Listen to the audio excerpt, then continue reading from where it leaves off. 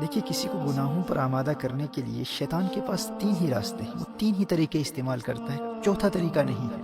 یا تو شیطان براہ راست آپ پر حملہ کرے گا، یا نفس کے ذریعے آپ پر حملہ کرے گا، یا آپ کی بری صحبت کے ذریعے آپ پر حملہ کرے گا۔ دیکھیے آپ اپنے دوستوں کے ساتھ بازار میں جا رہے ہیں اور اچانک سڑک کے اس پار آپ کی نظر ایک عورت پر پڑتی ہے، آپ اللہ جل وعلا کے خوف سے اپنی نظریں جھکا لیتے ہیں۔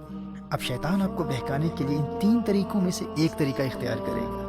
یا تو آپ پر وہ خود براہ راست حملہ کرے گا، آپ سے بار بار کہے گا کہ کوئی بات نہیں، ایک مرتبہ پھر دیکھ لے، تجھے اس کے حسن کا اندازہ ہی نہیں ہے، ایک مرتبہ دیکھ لے، دیکھ وہ تیری طرف دیکھ بھی رہی ہے۔ اب اگر آپ کا ایمان مضبوط ہے تو آپ اعوذ باللہ پڑھ کر اور لا حول ولا قوت الا باللہ العلی العظیم پڑھ کر ان برے خیالات کو دور کر دیں گے۔ اور شیطان ان خیالات کے ذریعے ہی آپ پر حملہ کیا کرتا ہے، جسمانی طور پر اپنے ہاتھوں سے وہ آپ کا چہرہ اس لڑکی کی طرف پھیر کر آپ کو مجبور نہیں کر سکتا۔ اور شیطان کا دوسرا طریقہ کیا ہے؟ شیطان آپ کے نفس کے ذریعے آپ کو بہکانے کی کوشش کرے گا، لیکن اگر آپ نے اپنے نفس کو پہلے سے ہی قابو میں رکھا ہوا ہے تو اب شیطان کے پاس ایک ہی راستہ بچتا ہے، اب وہ آپ کی بری صحبت کو استعمال کرے گا۔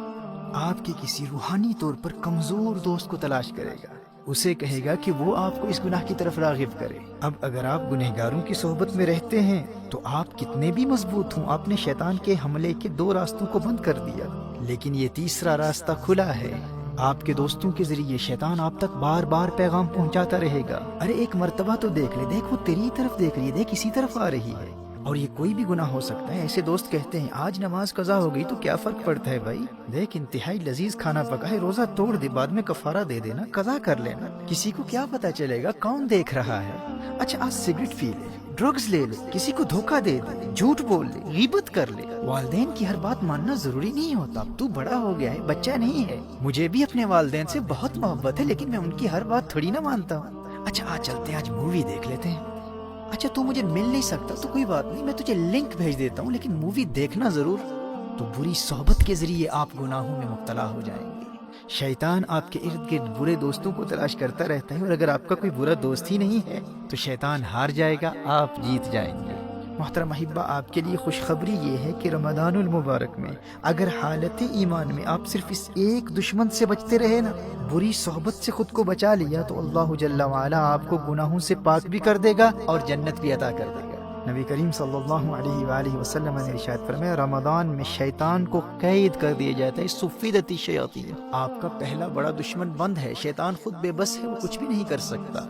اور دوسرا دشمن آپ کا نفس ہے، نفس۔ نبی کریم صلی اللہ علیہ وآلہ وسلم نے نفس کو قابو کرنے کا جو طریقہ بتایا ہے وہ بھوک اور پیاس ہے، وہ روزہ ہے۔ دیکھیے ماہ رمضان میں اگر آپ سحری اور افطار کے وقت زیادہ کھانا نہیں کھاتے، بہت زیادہ پیٹ بھر کر کھانا نہیں کھاتے، تو آپ کا نفس بالکل کنٹرول میں رہے گا۔ دونوں دشمن قید ہیں۔ اب اگر آپ مغفرت چاہتے ہیں، جنت میں جانا چاہتے ہیں، تو ماہ رمضان میں صرف اس ایک دشمن سے اپنے آپ کو بچا لیں۔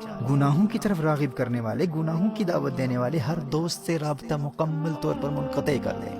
برے دوستوں کو بتلا دیں، کیا دیکھتے نہیں کتنے ہنستے کھیلتے نوجوان ماہ رمضان سے قبل ہی موت کا شکار ہو چکے ہیں۔ جانے آئندہ رمضان تک یہ زندگی وفا کرے نہ کرے، میں زندہ بھی ہوں یا نہ ہوں، میں تمہارے لیے سب کچھ کر سکتا ہوں لیکن اپنی آخرت کا سودا نہیں کر سکتا۔ رمضان المبارک میں مجھ سے ملنے کے بارے میں سوچنا بھی نہ۔ محترم احبہ، اگر مغفرت چاہتے ہیں تو کم از کم رمضان المبارک میں ایسے تمام دوستوں سے مکمل دوری اختیار کر لیجیے۔ اگر اپنا نمبر چینج کرنا پڑے تو کر دیں، سم کارڈ پھینکنا پڑے تو پھینک دیں، اور علیاذ باللہ اگر کسی غیر محرم لڑکی کا نمبر آپ کے فون میں ہے تو فوراً بلاک کر دیں۔ سوشل میڈیا پر، ٹویٹر پر، انسٹاگرام پر، فیس بک پر انفرینڈ کر دیں۔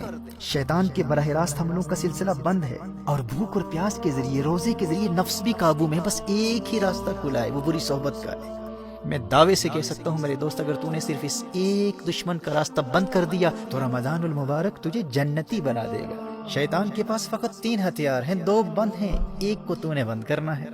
اور یاد رکھنا، دور حاضر میں بری صحبت صرف انسان ہی نہیں ہے، T V, internet, smart phones اور سوشل میڈیا کا غلط استعمال، یہ تمام بیڈ کمپنی ہے۔ اور اگر مجبوری میں اسکول کے کام کے لیے، ہوم ورک کے لیے، کالج اور یونیورسٹی کے اسائنمنٹس کے لیے، یا بزنس کے کسی کام کے لیے انٹرنیٹ کا استعمال کرنا ضروری ہے، تو اپنے پی سی کو، اپنے کمپیوٹر کو یا لیپ ٹاپ کو اپنے لیونگ روم میں استعمال کرنے کے لیے خود کو پابند کر لے کہ اگر تو فون پر بھی انٹرنیٹ کا استعمال کرے گا تو اس کمرے میں کرے گا جہاں تیرے والدین موجود ہیں، تیرے بھائی بہن موجود ہیں، تاکہ ان کی موجودگی تجھے انٹرنیٹ پر مختلف قسم کی برائی پر مشتمل شرمناک مٹیریل یا بری سائٹس پر جانے سے بچائے رکھے۔ اور اگر جہنم کی آگ سے بچنے اور جنت کے حصول کے لیے تو یہ ایک کام بھی نہیں کر سکتا، خود کو بری صحبت سے نہیں بچا سکتا، اور اس خوش فہمی میں ہے کہ مفت ہی میں جنت مل جائے گی، تو اللہ کی رحمت کا مذاق اڑا کر اپنا ایمان برباد کرنے والے اللہ کا کلام سن لے۔ تو کیا سمجھتا ہے کہ اللہ آخرت میں انصاف نہیں کرے گا؟ تو نے جنت کو اتنا سستا سمجھ رکھا ہے؟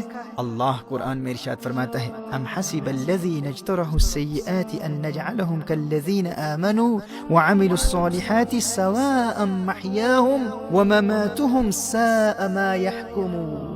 سورہ جاسیہ میں ارشاد فرمایا، کیا جنہوں نے برائیوں کا ارتکاب کیا یہ سمجھتے ہیں کہ ہم انہیں ان جیسا کر دیں گے جو ایمان لائے اور اچھے کام کیے؟ یعنی جو جنت نیک لوگوں کے لیے، وہ جنت یوں ہی مفت میں بے ایمانوں اور گنہگاروں کو بھی عطا کر دے۔ فرمایا ساء ما یحکمون، کیا ہی برا حکم لگاتے ہیں۔